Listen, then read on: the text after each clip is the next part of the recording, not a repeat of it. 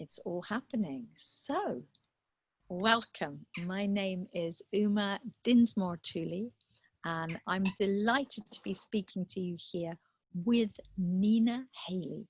Nina is our campaign manager for Yoni Shakti, the movement.com. If you say hi, Nina, then it shifts to your screen and people can see where you are in Kuwait, yeah? Yes, I am currently in Kuwait. I've been here for 8 years, but I'm originally from the United States. So I'm so glad to be here with Uma. Thank you.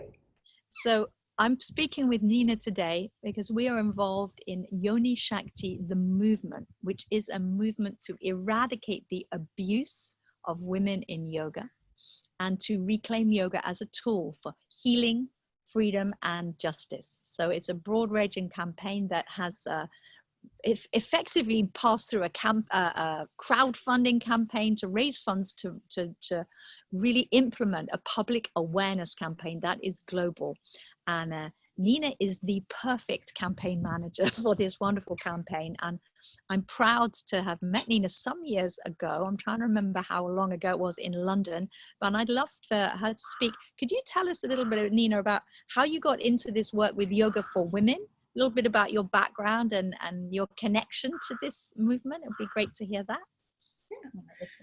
Okay, so I met Uma about 5 years ago in London when I flew over and met a friend of mine, Claire Horton, who we did a prenatal yoga teacher training in India together, and she told me, oh my goodness, she's like, you would love Uma with the work that you're doing and the things that I've been talking about at the time. I was training to be, or I was just kind of pursuing my doula work, childbirth education. And she was like, you should come to this Well Woman yoga training with Uma. And so that's how I was first introduced to Uma 5 years ago. But I started my journey way back when I was pregnant with twins in 2003. And I was a personal trainer. I was doing all these hardcore weight working, exercises, and I got pregnant.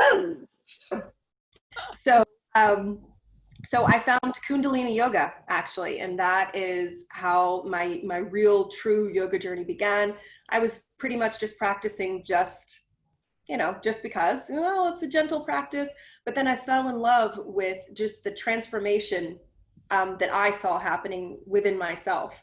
And as I was becoming a mother, I realized that yoga was changing my life.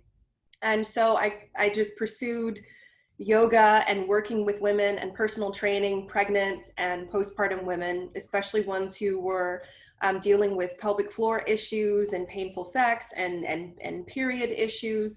And I started learning as much as I could.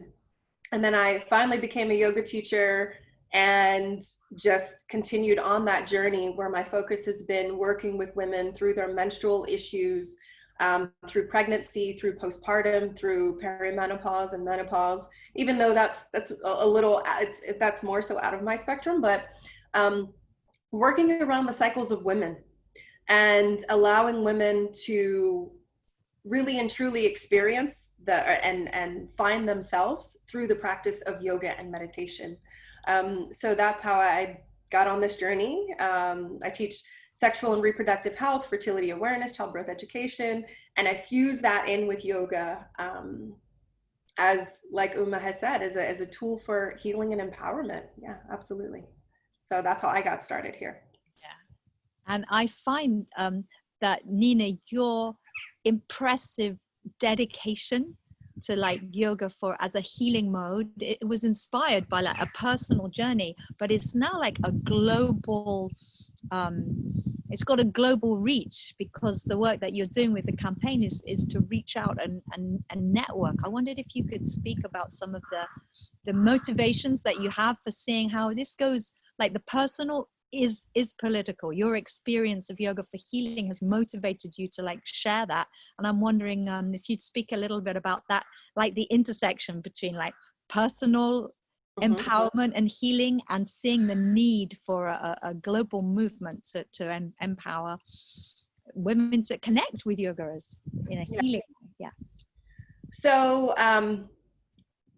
it was interesting. Well, I'll start with the self and then move into something bigger. So of course, I'm a woman of color, and I always grew up with the thought pattern that was ingrained in my head as you already have two strikes against you. You're a woman and you're Black. So I think that especially in the yoga world and just me visiting many different countries, I've traveled all around the world. One thing that I've heard a lot, especially from, brown, indigenous women of color, or even just people of color, is that they don't feel welcome in a lot of yoga spaces. So that's number one. And number two, the stories that I've heard from some women of being abused verbally, sexually, in yoga classes, in trainings, in workshops, it really impacted me personally. Because even though I have never experienced any kind of sexual or verbal abuse in yoga, I have felt very unwelcome in a lot of yoga spaces in a multitude of countries. And so the more stories that I heard, the more I realized, like, okay, it's not just me. This is happening to people in different places around the world, and something needs to be done about it. And I think that's when I really shifted my own focus to creating spaces and classes that were specifically for women and women who were non-white. Because I think that that's important, is that everyone feels welcome, because yoga is, it's universal. It's something that everyone can use and everyone should have access to. And when that access is limited to only thin, white, middle class, upper class, populations, I think it's doing a huge disservice to the entire world. And in order for it to be a global movement, we need to teach things differently. And so that's when I started talking to other yoga teachers and to other people that were really interested in yoga, and saying, well, what are you doing to make this space more welcoming for women? What are you doing to make this space more welcoming to people of color? And the interesting thing is, a lot of them didn't even realize what they were doing and what they weren't doing. And so when I found and heard about, and Uma started talking about Yoni Shakti, the movement, I was like, I have to be a part of this. I absolutely do. And, when me personally, when I teach yoga, when I do workshops, I always mention Yoni Shakti, the book, always. I think every single yoga practitioner should read that book. I think it should be a requirement on teacher trainings. It is on mine. It is an absolute must read, because it gets to the heart of what the issues are right now, and how yoga has been distorted into something that only benefits a few, or not that it only benefits a few, but that it's targeted and marketed to only a few. So that's how I came into the movement, and just talking to people about it and sharing the 13 warning signals and sharing the 9 calls to actions, so that we can reclaim yoga for what it was meant for and make it accessible to not only the elite, and not only the few, and not only people that look a certain way, and not only people that are a certain body type, because that's just, we've lived in that world for far too long, and things need to change. And I'm so glad that you've started this movement, and that I could be a part of it, and that we can share this with generations to come, my daughters and my son, who all practice yoga, and that they can continue this movement. So blessings and thanks and praise to you, Nina, because when I hear you speak about this, and with such power and articulacy, this need that, like, everyone deserves yoga. It's like the idea that it got kind of hived off as an elite practice, when actually the manifestation of the kind of healing yoga therapy that you're doing, around sexual and reproductive health, around pregnancy, around healing, the work that we're doing with, is just one example of how incredibly nourishing and helpful yoga is. And the idea, when you said, I don't feel welcome in those yoga spaces, and that the idea that we can exclude people, often by omission. I think a lot of yoga teachers are not even aware of it. But what I realized was the very structure that controls a lot of the commercial studios is kind of at the root of this lack of welcome, because it's a practice that's based, like, profit driven. It's a colonial capitalist model, which is basically extracting the resources. And there's all sorts of issues around cultural appropriation, which have been, we can discuss in ways that are really informative, that help people raise their awareness of exactly what we have here is a really precious tool. And it's ended up that the idea that people come to me and say, oh my God, I didn't realize women were being abused by yoga teachers. How could that be? It's all love and light. It isn't all love and light.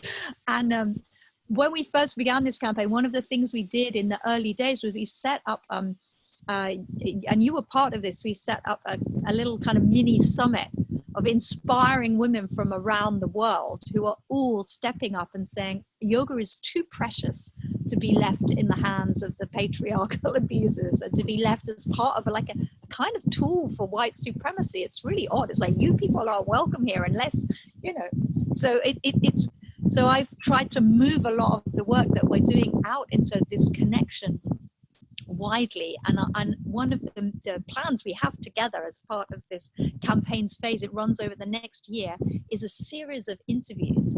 Because it's one thing to speak about, like, what's gone on, why it's wrong, and that's kind of what the campaign is about, revealing that. But it's another thing to step forward and to say, so how can we deal with this? What can we do about this? How can we make sure that yoga to the peoples is a real thing? One of the things we've come up with is a series of interviews with people we know are inspiring with this work. Would you like to speak a little about that? On a weekly basis, they'll be rolling out through this campaign under your fine captainship.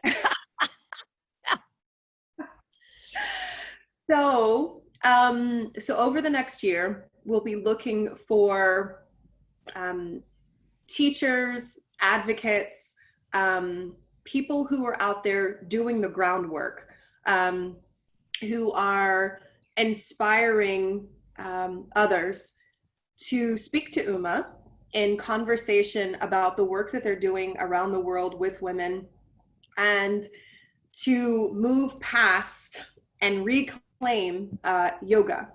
So some of the people, there are already a few interviews that are already up, but Uma will be looking to speak with those of you who are, those of you who are out there. I'm sorry, I just totally lost my train of thought. I had a whole sentence in my head. But so Uma will be looking for for people out there doing the work. I don't know if you want to pause it. To get my head back together. Sorry. I hope you can edit this, right? Pause. Let's just pause. I tell you what, I'm pausing recording. And let's say, hang on, let me just get this. Pause recording on. So now we're back on. So yeah, the campaign was launched back, the crowdfunding campaign was launched back in May, and in that first wave I found that the group members of Yoni Shakti the Movement Facebook group stepped forward, and I wanted everyone to hear about the work that they were doing. So one of the first people we interviewed was Josna Pankania, and Josna is a human rights activist who has been really active in supporting the survivors of abuse in the Shivananda yoga world. She's been supporting the survivors in the Satyananda yoga world. So, and she's really leading the way in survivor support and calling out the harm that's been caused, calling in the help of counseling. And so we have survivor support resources that came out of that interview.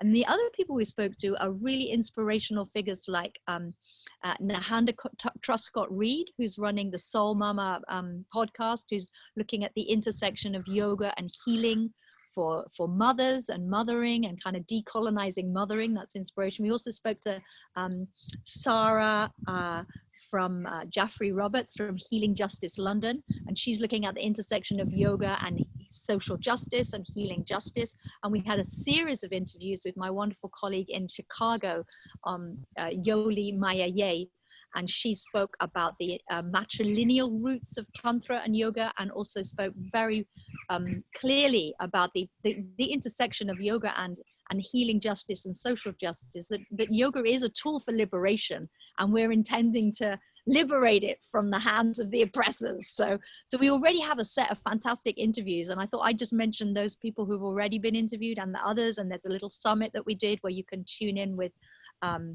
other people from around the world. There's a lot up there, but Nina, I'd love for you to speak about what's coming. So that's been in the past, and you can access all this through the Yoni Shakti podcast, the Yoni Shakti YouTube channel. There's a playlist, and it up through our Facebook group. And what else is coming up? What have we got cooking, Nina? Continuing to weave those webs around the world.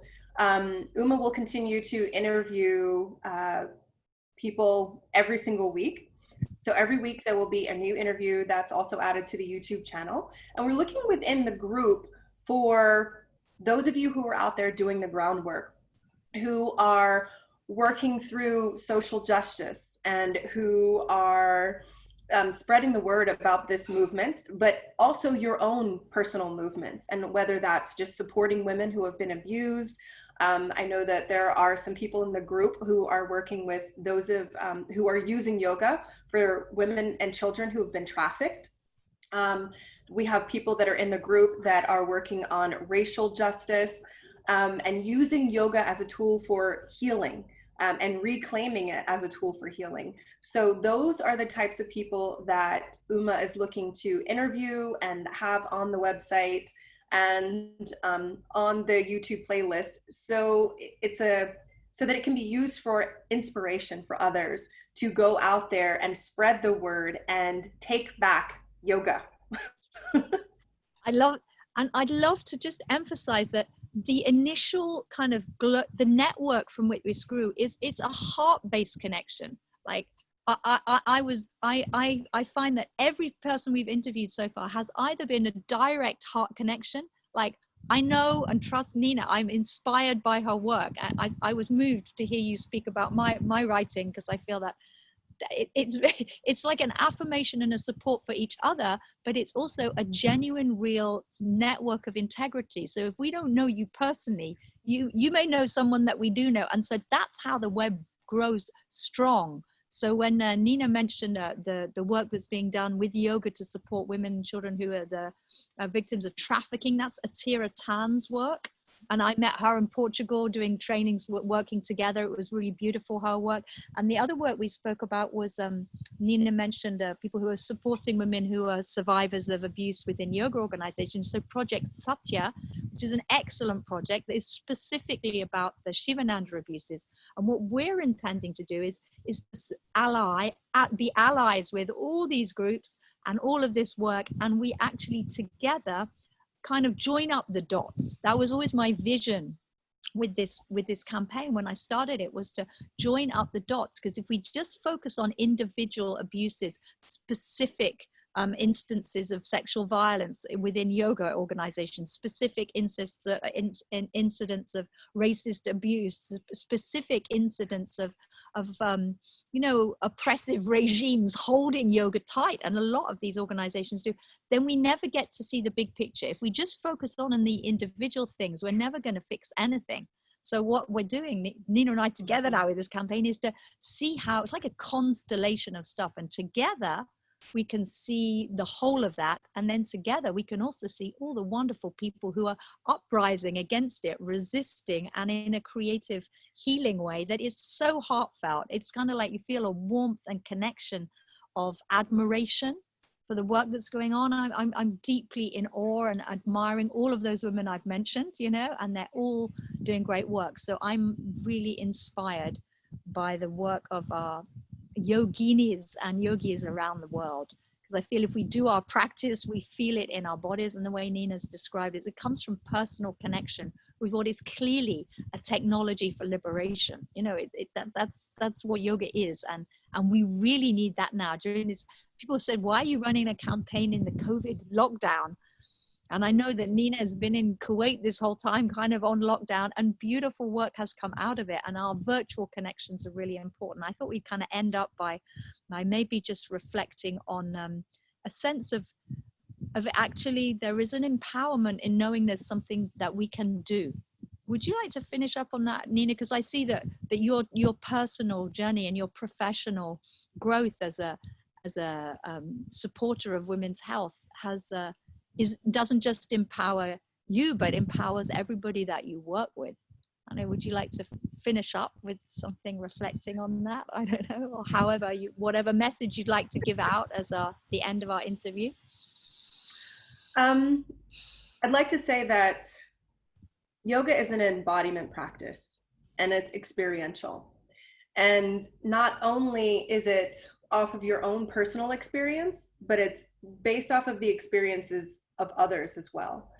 Because we are so deeply connected if we can just let go of societal pressures and of those thought patterns and things that have been ingrained of us and in us.